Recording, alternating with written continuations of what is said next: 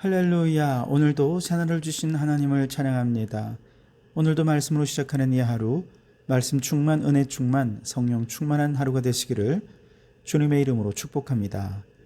오늘은 사도행전 28장 1절에서 6절까지 말씀을 봉독해 드립니다. 하나님의 말씀을 경청하시기 바랍니다. 우리가 구조된 후에 안즉 그 섬은 멜리데라 하더라. 비가 오고 날이 참해 원주민들이 우리에게 특별한 동정을 하여 불을 피워 우리를 다 영접하더라. 바울이 나무 한 묶음을 거두어 불에 넣으니 뜨거움으로 말미암아 독사가 나와 그 손을 물고 있는지라. 원주민들이 이 짐승이 그 손에 매달려 있음을 보고 서로 말하되 진실로 이 사람은 살인한 자로다. 바다에서는 구조를 받았으나 공의가 그를 살지 못하게 함이로다 하더니 바울이 그 짐승을 불에 떨어버리매 조금도 상함이 없더라. 그들은 그가 붙든지 혹은 갑자기 쓰러져 죽을 줄로 기다렸다가 오래 기다려도 그에게 아무 이상이 없음을 보고 돌이켜 생각하여 말하되 그를 신이라 하더라. 아멘. 오늘도 이 말씀을 통해 우리에게 주시는 하나님의 음성을 듣게 되기를 바랍니다.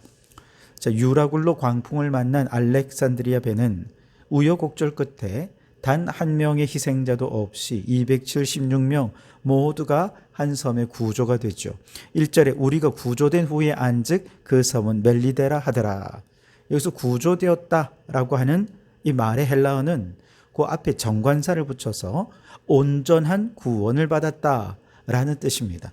다시 말해 강력한 태풍으로 인해서 결코 구원받을 수 없는 절망적인 상황에서 탑승객 전원이 하나도 상함이 없이 완벽하게 살아남은 구조였다는 것이죠.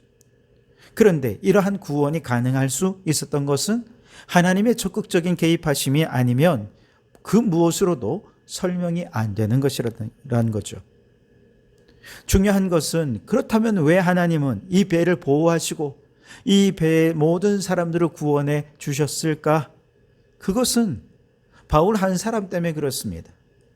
더 정확히는 로마에 가서도 증언하여야 하리라 라고 하는 주님의 사명을 받은 한 사명자 덕분에 다른 모든 사람들이 구원을 받을 수 있었던 것이죠.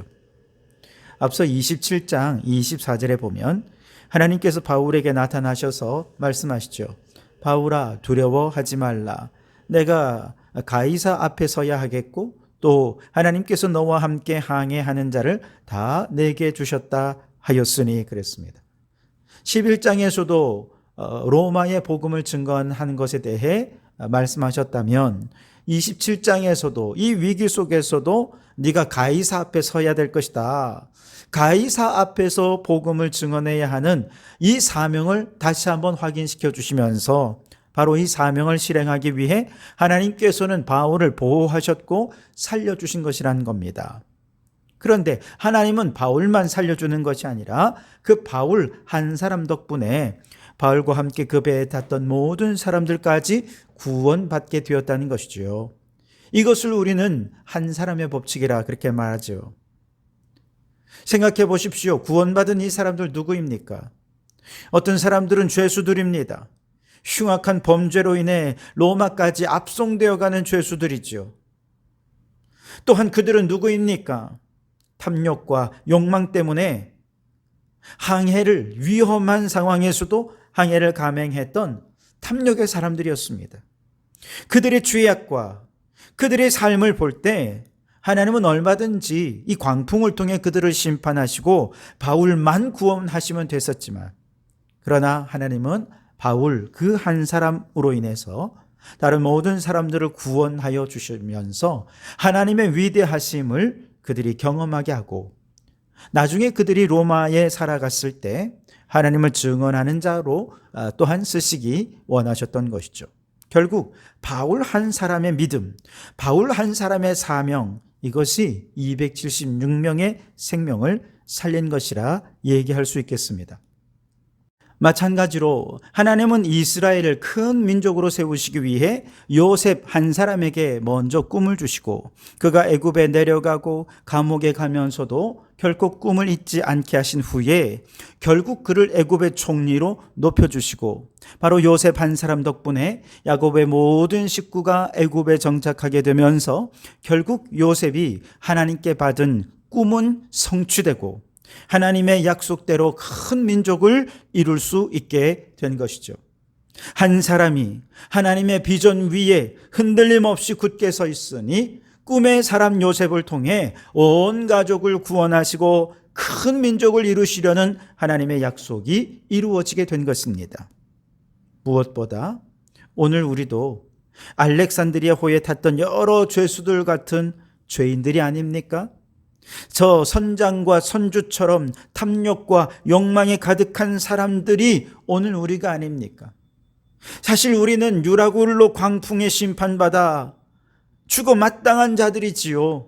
그런데 하나님께서는 십자가에 달리신 아들 예수 그리스도 그 한 사람을 통해서 우리의 모든 죄를 담당하게 하시고 대속제물로 죽으시면서 죄인을 위한 구원의 길을 열어주셨습니다.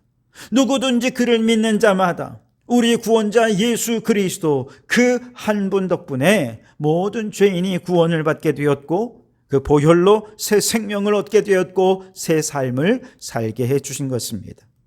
그렇습니다.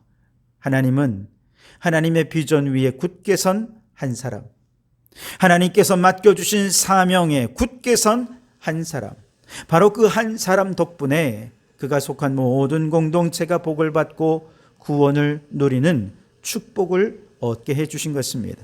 이것이 한 사람의 원리인 것이죠. 인류의 역사는 한 사람 아담으로부터 시작해서 큰 민족을 이루었으나 첫 사람 아담 때문에 이 세상에 죄와 사망이 들어왔죠. 그래서 하나님께서는 다시 인류의 역사를 예수 그리스도 한 사람에게로 수렴되게 하시고 예수 그리스도 한 사람으로부터 새롭게 구원의 역사를 시작하십니다. 한 사람 예수 그리스도로 말미암아 이 땅에 생명이 오고 구원이 오고 영생을 얻게 해 주신 것입니다.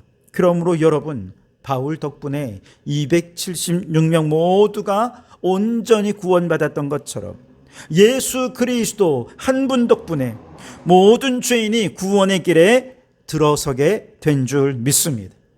그러니 이 구원의 기쁜 소식을 온 땅에 증언하여 예수 그리스도 덕분에 한 사람도 빠짐없이 다 구원받는 놀라운 기적이 이 땅 가운데 나타날 수 있게 되기를 주님의 이름으로 축원합니다. 자, 이렇게 구원받은 그날 비가 오고 날이 추웠습니다. 원주민들은 특별한 사랑을 베풀어서 구조된 사람들을 위해 불을 피워줍니다. 사실 바울은 이미 모든 탑승자들로부터 생명의 은인으로 인정을 받고 있었기 때문에 굳이 일 안 해도 됐어요. 아무도 뭐라 할 사람 없습니다. 아니, 오히려 그들이 아이고 선생님 좀 쉬십시오 아마 그랬을 거예요. 그런데 바울은 남들과 똑같이 겸손히 장작을 구하고 불을 피우는 일에 협력을 합니다. 그런데 바울이 나무 한 묶음을 거두어서 불에 던져 넣는 순간 나뭇가지에 숨어서 추위에 움츠려 있던 독사가 뜨거운 열기에 놀라서 나뭇가지에서 뛰쳐나오면서 바울의 손을 물게 되고 그 손에 대롱대롱 매달려 있게 된 것입니다. 이 모습을 누가 봅니까? 모든 사람이 보되 특별히 원주민들이 봅니다. 4절에 원주민들이 이 짐승이 그 손에 매달려 있음을 보고 서로 말하되 진실로 이 사람은 살인자로다. 바다에서는 구원을 받았으나 공의가 그를 살지 못하게 함이로다 하더니 그랬습니다. 여기서 공의는 복수의 여신을 말하는 거예요. 원주민들이 생각할 때 바울은 바다로부터 구원받은 건 이건 운이 좋았던 거였어요. 결국 그의 죄에 대해서 복수의 여신이 그를 죄값을 치르게 해주신 것이다 라고 생각했던 것이죠. 그리고 그들은 당연히 독사에 물렸으니 이제 몸이 부어오르거나 갑자기 엎드려져 죽을 것이다 생각하고 그걸 기다리고 있었던 것이죠. 그런데 아무리 시간이 지나도 아무 일도 일어나지 않는 것이죠. 오히려 바울은 뱀을 불에 떨어뜨리고 담담하게 할 일을 하는 것입니다. 그렇게 시간이 오래 지나도 바울이 아무런 이상도 없자 원주민들은 이번에는 오히려 바울을 신이다라고 생각하게 되었다는 것이죠. 여러분, 유라굴로 광풍에서 276명을 머리털어 하나 상함도 없이 구원하신 하나님께서 바울을 뱀의 독에서 구원하시는 거 얼마든지 하실 수 있지 않겠습니까? 심지어 예수님을 믿으면, 그 믿음만 있으면 뱀의 독을 마셔도 해를 받지 않을 것이다, 우리 주님 약속해 주셨습니다. 그리고 그 약속이 바울에게서 성취되었죠. 마가복음 16장 17절 18절에 믿는 자들에게는 이런 표적이 따르리니 곧 그들이 내 이름으로 귀신을 쫓아내며 새 방언을 말하며 뱀을 집어 올리며 무슨 독을 마실지라도 해를 받지 아니하며 병든 자에게 손을 얹은즉 나으리라 하시더라. 아멘. 실제로 바울이 뱀에게 물려서 독이 온몸에 퍼졌으나 우리 주님께서 그와 함께 해주셔서 독의 영향을 받지 않게 하시고 아무 문제 없이 그가 일상을 유지할 수 있었던 것이, 생명을 유지할 수 있었습니다. 심지어 멜리데 섬에서 가장 높은 사람 보블리오의 아버지가 질병으로 사경을 헤매고 있을 때 바울이 믿음으로 손을 얹어 안수하여 기도하니 고침받는 역사까지 나타나게 됩니다. 8절에 보시면 보블리오의 부친이 열병과 이질에 걸려 누워 있거늘 바울이 들어가서 기도하고 그에게 안수하여 낫게 하매. 아멘. 독사로 인해 해를 받지 않고 병든 자에게 안수하니 낫게 하신 이 두 사건은 마가복음 16장에서 예수님께서 말씀하신 이 말씀을 문자 그대로 바울에게 이루신 사건이었습니다. 물론 그렇다고 여러분, 모든 순간 하나님께서 바울처럼 뱀에 물려 독이 퍼져도 아무런 이상이 없게 해 주시느냐? 그렇진 않습니다. 다시 말해서 이 말씀을 문자적으로 이해해서는 안 된다는 것이죠. 실제로 제가 옛날에 그런 뉴스를 본 적이 있는데요. 아프리카 어느 나라에서 이 말씀을 문자 그대로 행하다가 어떤 목사님이 뱀에 물려 죽었다 하는 뉴스를 본 적이 있습니다.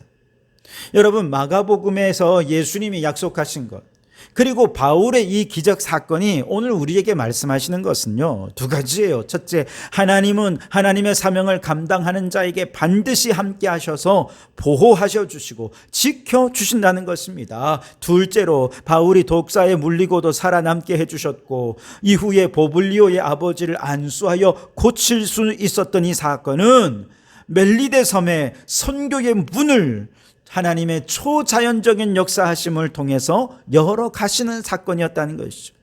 하나님은 영혼을 살리시고 복음이 증거되는 이 선교 사역을 위해서라면 초자연적인 역사가 필요할 땐 또 그렇게 하신다는 것입니다.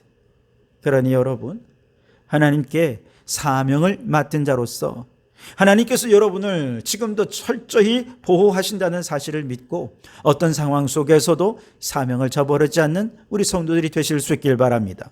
뿐만 아니라 하나님은 선교의 문을 열기 위해 오늘 우리의 삶에 유라굴로라고 하는 광풍을 주시기도 하고 때로는 초자연적인 치유의 기적을 경험하게도 하십니다.